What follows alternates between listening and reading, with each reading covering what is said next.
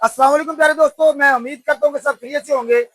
आज की वीडियो में फैक्ट्री के बहुत अहम सिस्टम पे बात करने जा रहे हैं, यानी कि जो स्टोर में जो मटेरियल रिसीव होता है उसका तरीकाकार क्या होता है। जो हमारी प्रोडक्शन में बहुत से लोगों को इस पॉइंट का इल्म नहीं होता, जिसकी वजह से हमारी जो प्रोडक्शन स्टार्ट होती है उसमें ये बहुत बड़ी गलती करते हैं। आए जी स्टार्ट करते हैं। यानी जो स्टोर में टोटल मटेरियल आता है, कपड़े के अलावा जो मटेरियल अटैच होता है उसमें जी जिपर, लेबल और थ्रेड, इसका जो प्रोसेस में तरीकाकार है वो किस तरीके से आपने सब स्टोर से प्रोडक्शन में जब वो मटेरियल लगता है उसका तरीकाकार क्या होता है। सबसे पहले कंपनी में जो मेन स्टोर में थ्रेड आता है उसको सब स्टोर में रिसीव करने का तरीकाकार क्या होता है। तो जी कस्टमर की तरफ से एक बॉम्ब पेपर होता है जिसके पे मुकम्मल मेंशन होता है थ्रेड कौन सा लगना है, जिपर कौन सी लगनी है और इस पे लेबल कौन सा लगना है। उसके मुताबिक हमारा जो सब स्टोर है मेन स्टोर से वो टोटल मटेरियल रिसीव करता है और अपने कंप्यूटर में उसकी एंट्री डालता है और उसको रिसीव करके सब स्टोर में ले आता है। दोस्तों जब वो इससे पहले स्टोर वाला जो इशू करके देता है मेन स्टोर वाला सब स्टोर को, इससे पहले उस थ्रेड का एक प्रोसेस होता है।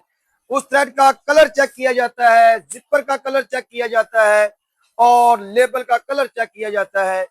जो कलर है इसका एक ट्रायल होता है। थ्रेड लगाने के बाद एक पैनल के ऊपर थ्रेड लगाया जाता है और वॉशिंग में इसका प्रोसेस होता है। कहीं कंपनी में जो इसका लेबल होता है ये कि इसमें एमपी का थ्रेड है या किसी और कंपनी का थ्रेड है, कहीं किसी कंपनी ने इस पे जो लेबल है वो 2 नंबर तो नहीं लगा दिया।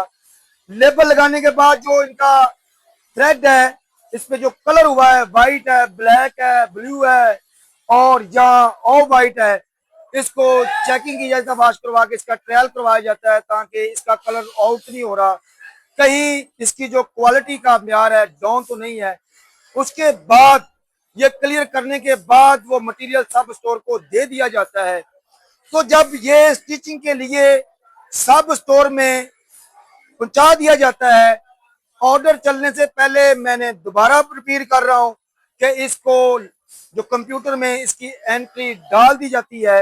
मिसाल के तौर पर आपके फ्लोर पे 100 ऑर्डर चल रहा है या 50 ऑर्डर चल रहे हैं, उसके मुताबिक इनके पास जब भी कोई भी ऑर्डर स्टार्ट करना होगा स्टिचिंग में, जब प्रोडक्शन का बंदा आके फ्लोर मैनेजर या प्रोडक्शन हेड जो है अपनी टीम को एक पूरा प्लान देता है, उसके मुताबिक लाइन वाइज जो नीचे स्टाफ है वो किस तरीके से सब स्टोर से अपना मटेरियल इशू करवाता है। मिसाल के तौर पर जी एक लाइन पे आते हैं कि आपने जो सब स्टोर में मटेरियल मौजूद होता है उनके पास रिकॉर्ड मौजूद होता है, अगर वो अपना रिकॉर्ड सेव नहीं करते 50 ऑर्डरों का तो उनको जब ऑर्डर प्रोडक्शन में स्टार्ट करेंगे उनके लिए बहुत बड़ी मुश्किल होगी और उनका जो मटेरियल है वो मिक्स हो सकता है और उसका जो ऑर्डर लाइनों में चलेंगे किसी ना किसी ऑर्डर को रॉन्ग थ्रेड अटैच हो जाएगा, स्टिच हो जाएगा। तो इस बात का सबसे पहले आपने ख्याल रखना है, जो भी सब स्टोर हो उसमें 50 ऑर्डर हैं या 20 ऑर्डर है या 100 ऑर्डर है, तो आपके पास जिस तरीके से आपने रिसीविंग लेनी है आपने अपने कंप्यूटर में इसकी एंट्री लाजमी करनी है। उसके साथ साथ जब आपके पास सब स्टोर में वो मटेरियल पड़ा होगा, आपके पास एक एन नंबर 10 दिन बाद ऑर्डर स्टार्ट होता है, तो प्रोडक्शन वाला आके वो अपना ऑर्डर नंबर बताता है, तो आप उसको बड़ी आसानी के साथ अपना जो ऑर्डर का मटेरियल है, जिपर है, लेबल है, वो आपने देना शुरू करना है। तो इसका देने का मटेरियल का जो तरीकाकार है वो भी बड़े आसान लफ्जों में मैं बताता हूँ। जब भी कोई प्रोडक्शन का बंदा सब स्टोर में जो टीम काम कर रही होगी तो आपने उसको जो मटेरियल है किस तरीके से लाइन में देना है, तो उसका भी तरीकाकार बताते हैं। जो आम हमारे भाई हैं, जो लोग हैं, वो इसमें गलती करते हैं जज्बात में और प्रेशर में। जब उनके पास काम का प्रेशर होता है तो वो जल्दी जल्दी थ्रेड उठाते हैं और अपना ऑर्डर स्टार्ट कर देते हैं। तो आपने अपना एक सिस्टम बनाना है। सिस्टम के तहत आपने अपनी जो प्रोडक्शन है वो आपने स्टार्ट करनी है। इसके दौरान जो तरीकाकार मेथड में आसान बताने लगा हूं, उसके मुताबिक आपने जो मटेरियल है जो आपके पास मौजूद है, जो स्टिचिंग में लगना है, लेबल, जिपर और थ्रेड, आपने करना क्या। सबसे पहले आपकी जो प्रोडक्शन की टीम है और सब स्टोर की जो टीम है और क्वालिटी की टीम है, आपने उनके साथ मीटिंग करनी है, उसका एक एसओपी बनाना है। उसके बाद आपने वो लाइन में जो एसओपी बना दिया टोटल टीम का, उस तरीके से आपने उसको इम्प्लीमेंट करवाना है। वो जी तरीकाकार क्या है कि आपने जब थ्रेड देना है तो आपने उसके पास एक टीम कार्ड होगा जो वो लेकर आएगा। वो मैं आपको दिखाता हूं। तरका जी, हर कंपनी में तरीका डिफरेंट होता है। तो एक टीम कार्ड तैयार होगा जो क्वालिटी की तरफ से, जो मंचटा से टीम होती है कंपनी की, जो मंचटा से बैठे होते हैं, उनकी तरफ से ये इसकी अप्रूवल होती है। वो जो प्रोडक्शन का स्टाफ होगा और जो क्वालिटी का, वो ये एक जो ट्रिम कार्ड है वो लेकर आएगा। उसके मुताबिक अपनी जिपर इशू करवाएगा और जो एक कस्टमर की तरफ से और इंटरनल कंपनी ने एक मुकम्मल कस्टमर की तरफ से जो डिटेल तैयार होती है, उस पर साइज और उसकी क्वांटिटी पूरी लिखी होती है साइज वाइज, उसने वो टेक्निकल शीट में मौजूद होता है, वो उसने साथ लेकर आनी है। इसके मुताबिक उसने इसके ऊपर थ्रेड का जो कोड है वो मैं बताता हूँ, ये सामने मेंशन है।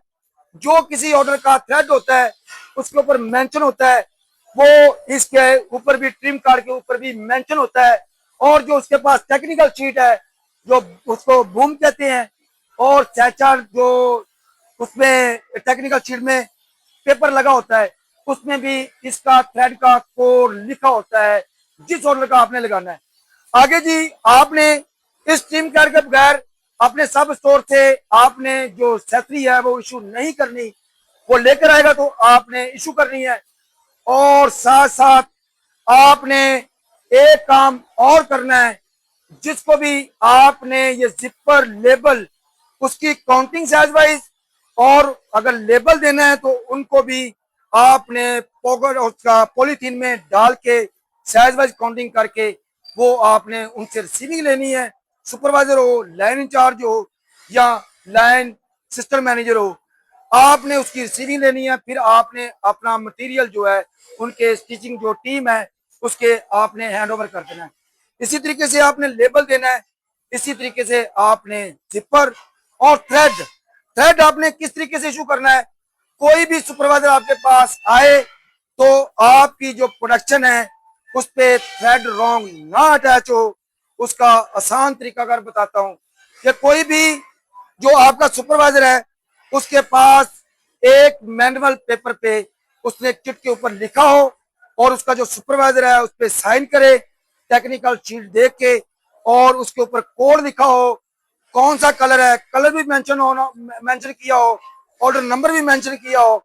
उसके बाद उसका सुपरवाइजर आए, स्टोर को वो चिट दिखाए और वो थ्रेड इशू करवा के अपनी लाइन में स्टार्ट कर ले। तो दोस्तों, ये वीडियो में सब दोस्तों को लिए मेरा पैगाम है, कोई भी आर्टिकल आप स्टार्ट करते हैं, आप इस तरीके कार के साथ स्टार्ट करें।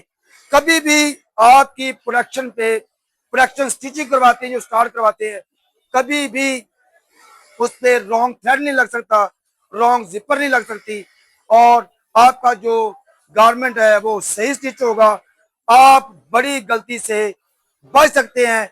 याद करें, जो किसी भी पैरामीटर पे कोई भी लायबल बनाया जाए वो उस पर अमल करता है और अल्लाह ताला की जात भी इसको उसमें कामयाब करती है। मेरी वीडियो अच्छी लगी हो सब्सक्राइब लाजमी करें और मजीद वीडियो देखने के लिए बेल आइकॉन लाजमी दबाएं ताकि आने वाली नई वीडियो आप तक सबसे पहले आ सके। शुक्रिया।